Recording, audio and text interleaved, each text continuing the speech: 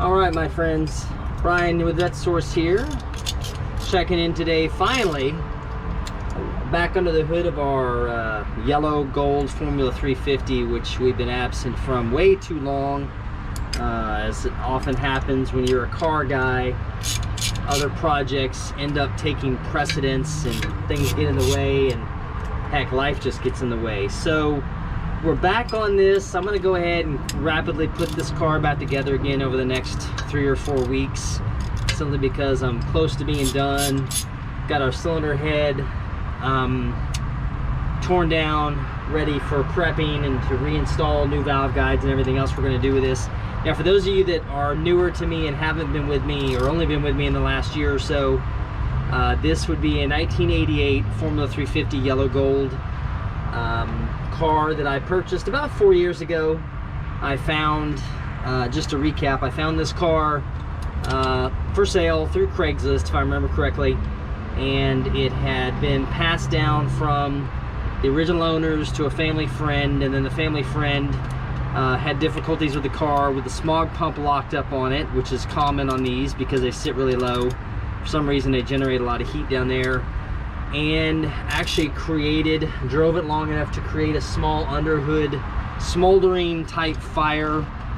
You can still see evidence of burned up, melted harnesses and stuff in here. But anyway, the car was running and driving, and I went in. Of course, I started making one video regarding just changing the fuel injectors. I was just going to show the process involved in changing out the fuel injectors on a tune port injection. Now, this is a tune port injection car, for those of you not familiar, and this led down the rabbit hole into a full head job, because as I tore down into the intake, I discovered that they had used a stop leak to fix an overheating problem. They'd obviously overheated and messed up, you know, head gaskets on the motor, so that was their solution.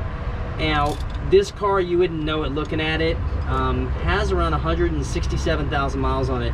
And for those of you that haven't seen it, I'll just link above there at the top. You can see the playlist for this car, including the first video when I really started making videos on YouTube of this car.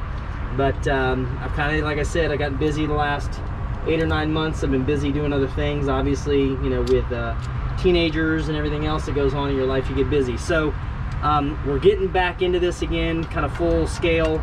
So what I'm gonna do real quick today is, it's nothing real stressful. I'm just gonna go ahead and change the water pump out on this, simply because I've gotten this far down, and the water pumps on these are ridiculously easy to change. Now, that being said, water pumps, obviously, if you wrench on cars, you know that this is just simply your pump that pulls water from the radiator back into the motor, circulates it around, so you've got that cooling effect. Without the water pump, obviously your motor is going to overheat, and the fact that this car had overheated in the past just leads me suspicious as far as the efficiency. This looks like it may have been probably the original water pump, and of course, with the heat underneath the hood, no telling what seals or anything. Now, I drove this car around for about a year before I kind of tore into it, so I do know that it wasn't overheating on me at all. But the truth is, since I'm here, I'm going to go ahead and do that. So, you know, water pump on a small block Chevy is ridiculously easy. There's 4 bolts to take this thing off. I took the 2 bottom bolts off already. Now I'm just removing the top 2 bolts, and then of course this pulley I can get to later once it's on the bench, and transfer it over. So the other nice thing about at least the 3rd gens here in some of the mid-80s cars is the engineers got smart, finally figured out not to attach other brackets on top or riding off of or mounted to these water pump bolts, so the water pumps can be taken off without having to remove everything else around them. The Corvettes, the C4 Corvettes, are horrible for this. They don't, oh yeah, that's been in there for a while. So the C4 Corvettes are horrible. You got to take apart the entire air conditioning system on a C4 to get to the water pump on that car. So it's pretty just straight up ridiculous. Now this doesn't look terribly bad in here, but what we're going to do is, before I put this other pump on here, just going to clean this surface up real quick. Now this is pretty dirty, raunchy, and of course I don't have my I ran out of carburetor cleaner. as an interesting aside, you may not be able to see. Anytime people are talking about matching numbers on a car, there's your matching numbers right there. So you can see here, that's a 2J, J indicating 1988, and of course the VIN sequence there, 540, which is VIN sequence for this car. And then of course you got CUA, which is your suffix code, which tells me this is a tune port injection 350, 288. That would still be a 240 horse, or whether fourth, but I think the third gens were still 230. Don't get me lying, I don't remember for sure. So anyway, all I'm gonna do is clean this up a little bit. Oops.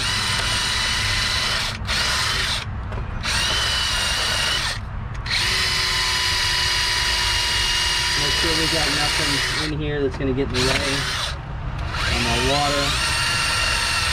I can control my drill. And I also control my drill today.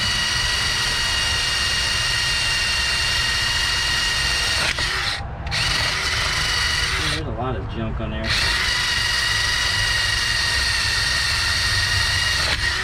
There we go.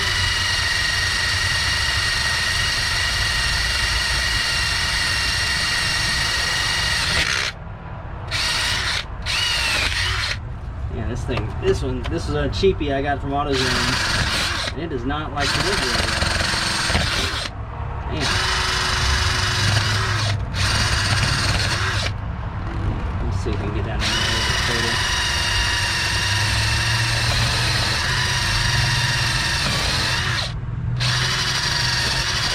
There we go. Okay, now we'll get to this other side. So anyway, this was actually a pretty well kept car, given the mileage it was on it. And for those of you that are into these third gens, I mean, I like these. These are probably my second favorite after Corvettes.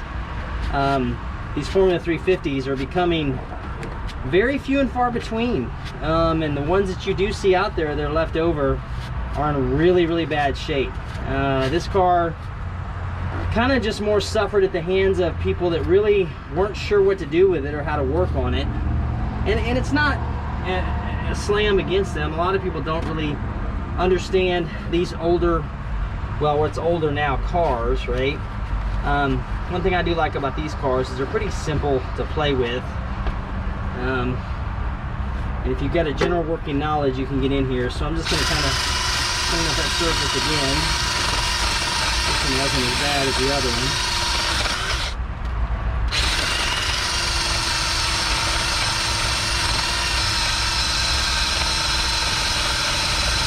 We're just going to try that, make sure that doesn't leak on us.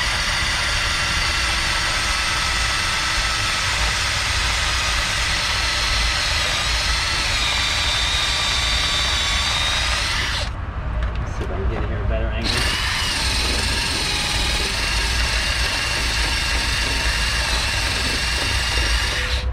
This one did not give me very much. It didn't last very long, I'll put it that way. That's a cheapie from AutoZone. Seems like most everything's gotten cheap nowadays. I think I saw, who was it? Was it Uncle Tony's Garage? I think that's the name of the gentleman's channel. He was talking about the lack of quality control in some of the new so-called replacement parts, even from General Motors. Everything's made offshore. The standards just aren't there anymore. Even back in the day, you wouldn't expect perfection, but you had better than what we're seeing nowadays. So anyway, even when it comes to tools and stuff, a lot of things are very suspect. Truth is, I view almost everything as a disposable nowadays, even with tools, with the exception of a few brands that I like to use. You've probably seen me work with here when I've done some of this stuff. So anyway, you can see here, brackets are designed so that they're not in the way, so that we can get things in and out. So let's just pop this new water pump on here real quick.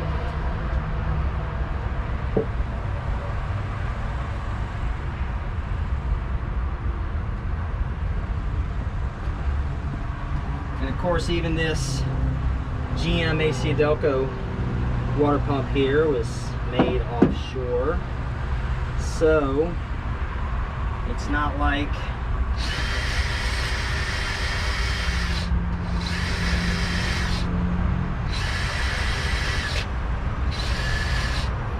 clean out the bolts there just a little bit, guys. Not that it's going to do much good.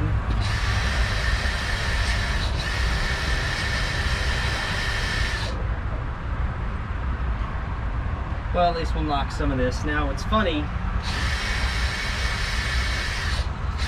this may have been changed at one time before, because I see a lot of gasket sealer on here, which these would not come like that from the factory, frankly.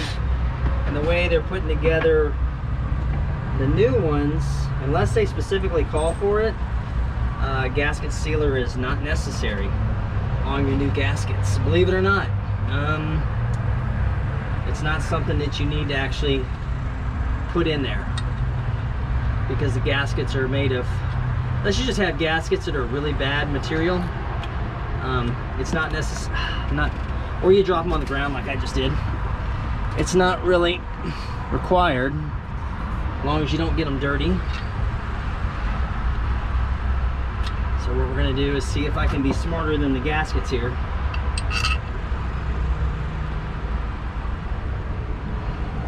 But anyway, so let's go ahead and we'll put this over here in that corner.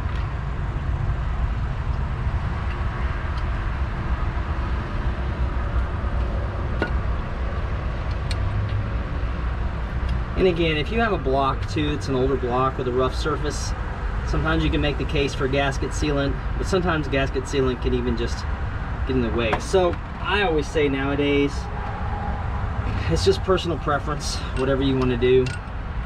Water, like I said, water pumps on a small block Chevy are pretty easy. This is just a 35 to 40 foot-pounds of torque. It's not a gorilla torque kind of situation. You don't need to go crazy, because all that's doing is it's putting water through the system here and making sure we're distributing water through the cooling system. So let's go ahead and get the only one that's kind of in an out of the way spot here. We'll get this one started.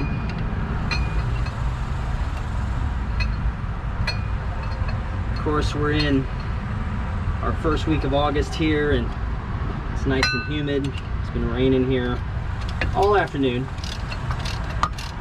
just enough to make it hot and sweltering here on the Texas Gulf Coast where I'm at. But I will say I'm looking forward to getting this car done, simply because this is a really nice car to drive. It drives really well. It's never, this is probably the most mechanical work this car has really had done to it. It's just about as enjoyable as the 91 Formula 350, the red one, with the horrible paint job that you could see in the thumbnail there. And that one was really, I've been using that one as a daily beater for over almost 3 years now. I've had to do very little maintenance to that car. That car actually still has R12 in the AC system on it, I kid you not. So, these third gens, as long as they're not, you know, mishandled or treated badly, they're pretty decent cars. You know, I know everybody's got their own favorites and makes and models, and I've seen enough guys talk trash about General Motors, which is kind of ignorant. It's about as ignorant as talking trash about Fords or Lincolns, right? But they all made a decent product, and if you really think about it, I'm sitting there using a 30-year-old third gen as a daily driver, so it's hard to complain. And that car has right at 150,000 miles on it, and it's got working air, like I said, working air conditioning, everything else, cruise control, all the other things you could want out of a daily driver. Now I will tell you, the car that is actually more frustrating are the newer ones with the more complex computer systems. So I'm actually seeing cars of that era right now, and again, I'm in the salvage end of the business, so I see a lot of this going on, but I'm seeing these cars abandoned not for mechanical issues, but abandoned for electrical issues. Much like the Jolly Green Giant truck I've talked about just a few times. I haven't really featured it, That was the one that was torn apart completely that I showed a few videos back. And that truck runs and drives now. It's sitting right here beside the Formula, but it has a ground issue somewhere inside internally in the harness that is causing a couple of engine codes to pop up, and it's still not running as well as it could be. And of course, I'm gonna have to run those down before I go do that. And what that means is I'm gonna have to dismantle pretty much the entire harness to get that back together again correctly. And then of course I discovered the other day when I went to go just simply, and I'm just kind of good and tighten these right now, I'll come back later and do these to the correct foot-pounds. Discovered that when I went to go charge the AC system, the evaporator appears to be blocked, the AC evaporator. So normally on a car like this era, where the evaporator is on the inside of the engine compartment and is easily accessible, the Silverado trucks and the Suburbans and everything else from that era have the evaporator case underneath the dashboard, which means you get to take the entire dashboard out of the truck to change them out, which I'm not looking forward to. So that's definitely going to be my winter truck to start with. We'll see how it goes though. Maybe if I'm lucky I can save it. I can unblock it, but I'm not holding my breath on that one. So you can see here, like I said, pretty easy. 4 bolts, 2 on each side, all the same length. There's nothing that makes this very complicated. And there's a new water pump installed. So I think that was probably about 10 minutes worth of work. So anyway, we're getting back. We're officially kind of started on the Formula 350 again. We've done some more work. There's of course our truck I was just referring to. Really neat truck, guys. I love it. Love the power. Actually, I haven't really taken it that far yet. But completely aggravating. The mechanical side of this truck, I've got it locked, was very easy. There was nothing difficult about putting this truck back together again. In fact, I would say that the layout of some of the mechanical pieces in here, the engineering did a great job, but the electrical engineering side, it makes you want to pull your hair out. You're like, why did you guys go to such a complicated system? Now I know why. Part of it is just simply government regulations and other things that started to take place, and fuel economy requirements. But on this truck, there are no fuel economy requirements. It's a 1-ton with a 500 cubic inch big block Chevy in it. So, well, yeah, it's a big block Chevy still. It's not an LS. So, but yeah, it's just kind of silly. So anyway, we're back officially on this car. Next few videos probably will be me in reinstalling. I probably won't do a video on the reinstalling the cylinder head, but we'll do our next video about putting that intake system back on it again, so you can see the conclusion of the tune port injection intake. So that's going to wrap things up today, guys. No reason to get too deeper into this, plus it's just humid and hot. So I'm gonna go do some office work, and I'll check back with you guys next week. Thanks for watching.